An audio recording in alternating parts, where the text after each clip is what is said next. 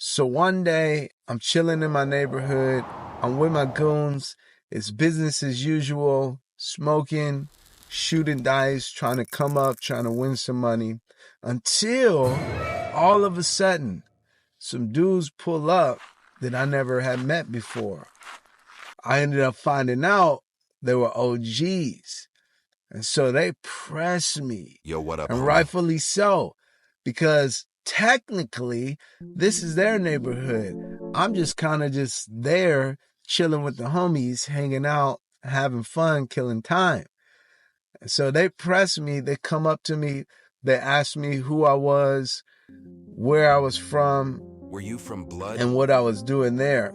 Now, if you know anything about gangs, when somebody asks you where you're from, they're not just asking you what street your house is on or what city you reside in. No, they're trying to figure out what gang are you willing to ride or die for? What gang are you repping? And at the time, I wasn't from any gang, so that's what I told them. Then they leaned over to my homies. They started asking them questions about my character. Was I a punk? Was I down to ride?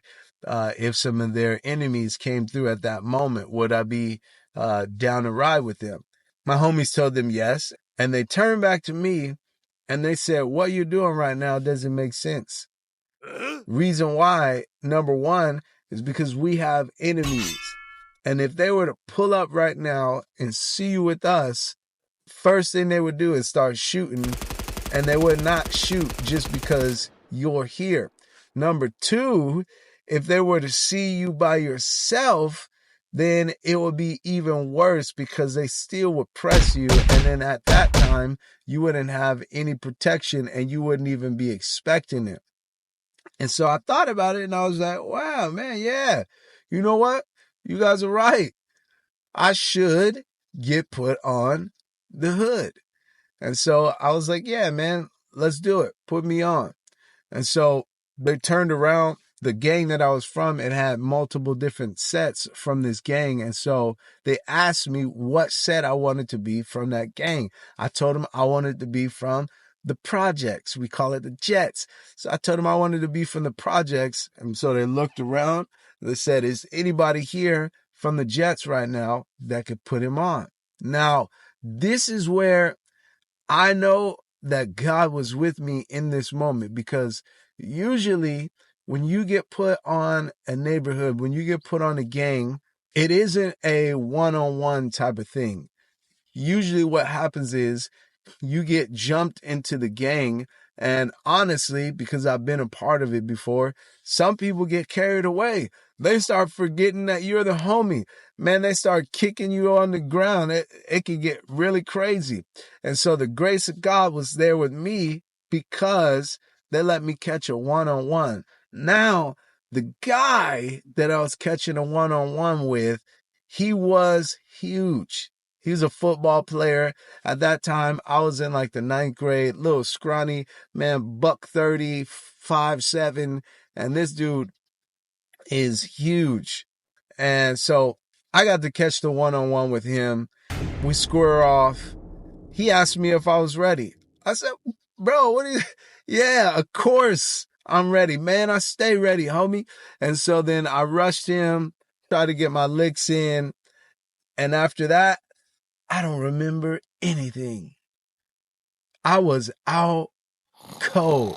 And I don't know if it's because he knocked me out before I hit the ground or I got knocked out after I hit the ground. But just to give myself the benefit of the doubt, we were fighting in an underground parking structure. He was at the top of the slope and I was at the bottom of the slope. And so when I rushed him and took off on him, I lost my balance whenever he hit me, which made it even worse is because when I was like this, I fell straight back down like that. And the inertia of me hitting my head was even harder because of that. So I hit my head crazy hard on the concrete. From that, I ended up having a seizure. And so I'm there on the ground. I'm having a seizure. All of these guys, man, they're freaking out. They're thinking I'm about to die right there on the ground. And so they're talking about leaving because they don't want the police to come. Nobody's trying to go to jail or anything like that. Until one guy, and ironically enough, this guy he was from our neighborhood, but he was a smoker, which means when you're a smoker, you kind of lose some of your respect that people have for you. And this guy was a smoker, but he asked everybody to stay. And he said, hold up, don't leave. And he said, grab his tongue. And so that's what they did. They grabbed my tongue. They stopped my tongue from moving all around in my mouth because I was having a seizure. And then he said, pour some water on him. And so they poured some water on me, and I woke up in that moment, and I didn't die. We started talking about different nicknames that they should name me as my name from the hood. And that was it. This was a time where God saved me from dying when I could have died.